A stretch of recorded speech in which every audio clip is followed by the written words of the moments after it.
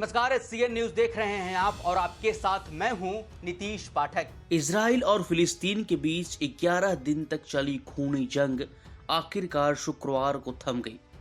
Hamas ने फिलिस्तीन के गाजा पट्टी इलाके से इजराइल पर रॉकेट दागना बंद कर दिए, तो वहीं इजरायली एयरफोर्स ने भी गाजा पर बमबारी बंद कर दी। हालांकि कुछ मीडिया रिपोर्ट्स में कहा गया है कि अल अक्सा मस्जिद कंपाउंड में इजरायली पुलिस और फिलिस्तीनियों के बीच फिर से झड़पें हुई है। दोनों पक्ष में जंग खत्म होने के बाद अब जुबानी जंग तेज हो गए हैं, इसलिए रॉकेट और बमों की आवाजें थमने के बाद भी तनाव बरकरार है।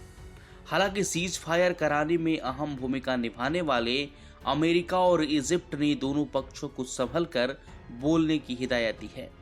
हमास अधिकारी ओसामा हमदान ने कहा है कि फलस्तीनी चरमपंथी समूह के पास मिसाइलों की कोई कमी नहीं है।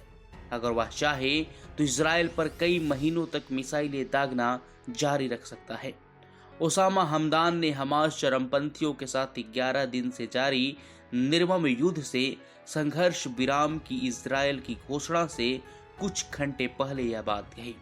गुरुवार देर रात की घोषणा में बताया गया कि मिस्र के एक प्रस्ताव को स्वीकार कर लिया गया है।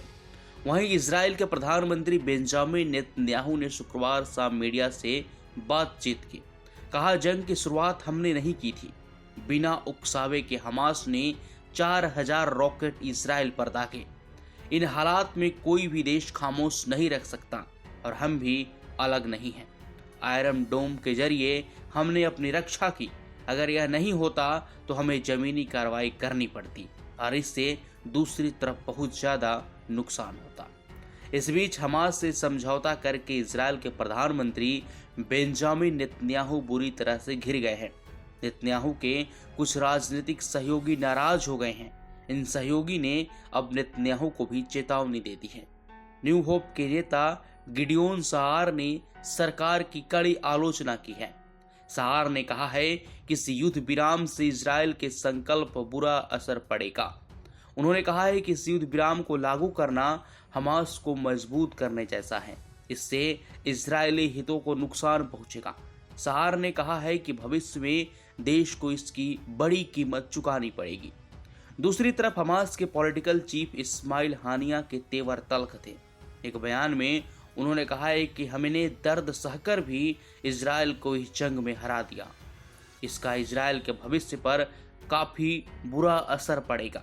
हैरानी की बात यह है कि सीज फायर के लिए उन्होंने इजिप्ट का शुक्रिया अदा तो किया, लेकिन अमेरिका का जिक्र तक नहीं किया।